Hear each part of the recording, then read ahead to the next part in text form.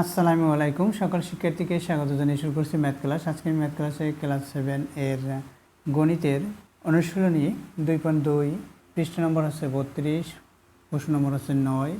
এই অঙ্কটি সহজে সমাধান দেব। তাহলে দেখো এখানে কি দেওয়া আছে, 5 টাকায় 8টি আমলকি ক্রয় করে 5 টাকায় 6টি আমলকি বিক্রয় করলে শতকরা কত লাভ বা ক্ষতি হবে।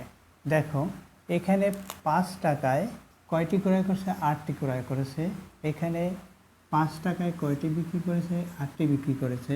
সুতরাং এখানে লাভ হয়েছে, কারণ এখানে ক্রয় মূল্য এবং বিক্রয় মূল্য সমান, কিন্তু এখানে দ্রব্যের বা জিনিসের পরিমাণ হচ্ছে কম বেশি।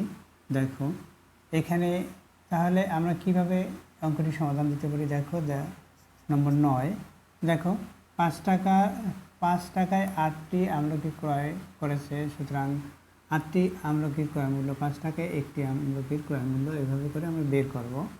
তাহলে দেখো কিভাবে লিখতে হয়।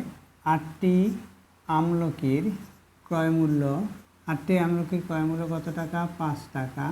অতএব একটি আমলকির ক্রয় মূল্য কম হবে, এখানে সংখ্যায় আমলকির পরিমাণ কমে গেছে, সুতরাং মূল্যের পরিমাণ কমে যাবে, অর্থাৎ ভাগ হবে 5 বাই কত দিয়ে ভাগ, এই 8 দিয়ে ভাগ, অর্থাৎ এই সংখ্যা দিয়ে এই সংখ্যাটাকে ভাগ, এখানে এত টাকা। অর্থাৎ একটি আমলকির ক্রয় মূল্য আমরা বের করেছি। আবার 6টি আমলকির বিক্রয় মূল্য 5 টাকা, 6টি আমলকির বিক্রয় মূল্য 5 টাকা। অতএব একটি আমলকির বিক্রয় মূল্য 5 বাই কত হবে, এখানে 6 আছে, 6 টাকা। এখানে ক্রয় মূল্যের চেয়ে বিক্রয় মূল্য দেখো বেশি না কম। এখানে 5 বাই 6, এখানে 5 বাই 8, এখানে 5 বাই 6। সুতরাং বিক্রয় মূল্য বেশি, কারণ এখানে লব একই, হর যেটা ছোট হবে সেটির ভাগফল বড় হয়। তাহলে আমরা বুঝতে পেরেছি এখানে লাভ হয়েছে, ক্রয় মূল্যের চেয়ে বিক্রয় মূল্য বেশি।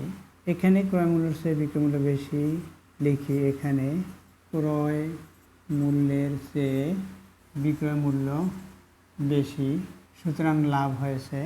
অতএব লাভ সমান সমান বিক্রয় মূল্য মাইনাস ক্রয় মূল্য সমান, বিক্রয় মূল্য কত, এখানে 5 বাই 6 মাইনাস ক্রয় মূল্য 5 বাই 8, এখানে টাকা, বা কত হয়, এর লসাগু যদি আমরা বের করি তাহলে 24 হবে লসাগু।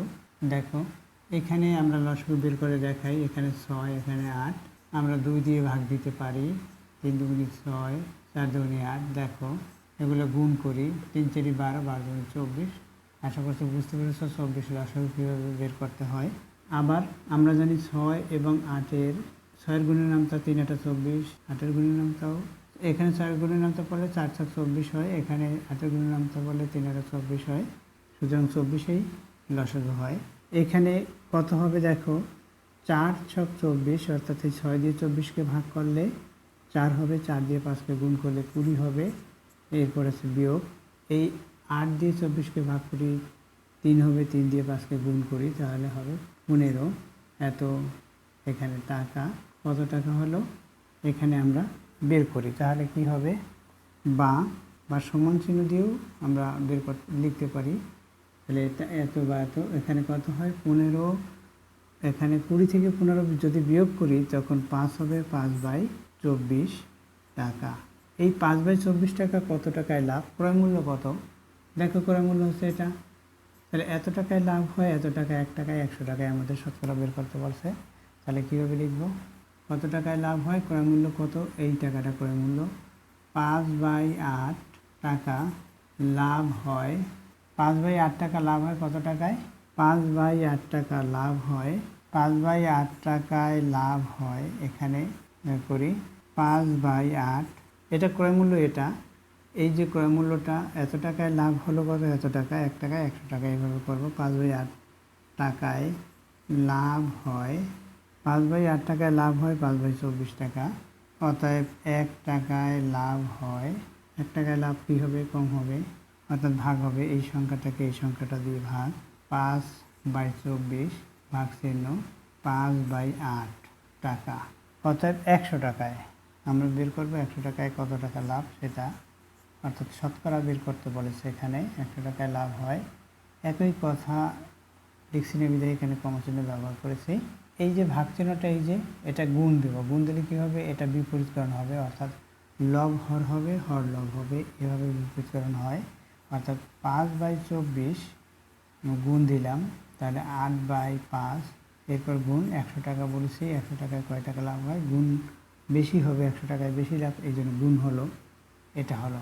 তাহলে দেখো এখন কি হয়, এই 8 দিয়ে 24কে ভাগ করি, 3 হবে, 5 দিয়ে 5কে ভাগ করি, ভাগফলে 1 হবে, এখানে 3 হলো, অর্থাৎ 100/3 বা কত হলো, এত টাকা, এখানে টাকা চিহ্ন দেই, এত টাকা বা সমান দিয়ে এখানে 100/3 টাকা।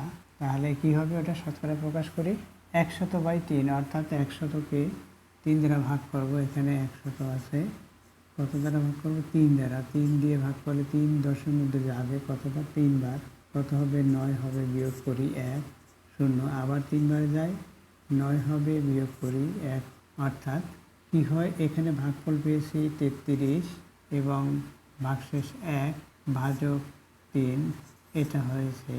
দেখো তাহলে আমরা উত্তর লিখব কীভাবে, উত্তর লিখি, উত্তর আমি সংক্ষিপ্ত উত্তর কথাটা লিখি, 33 সমস্ত এই 1/3 টাকা, 33 সমস্ত 1/3, তাহলে পার্সেন্ট হবে, এটা হচ্ছে উত্তর।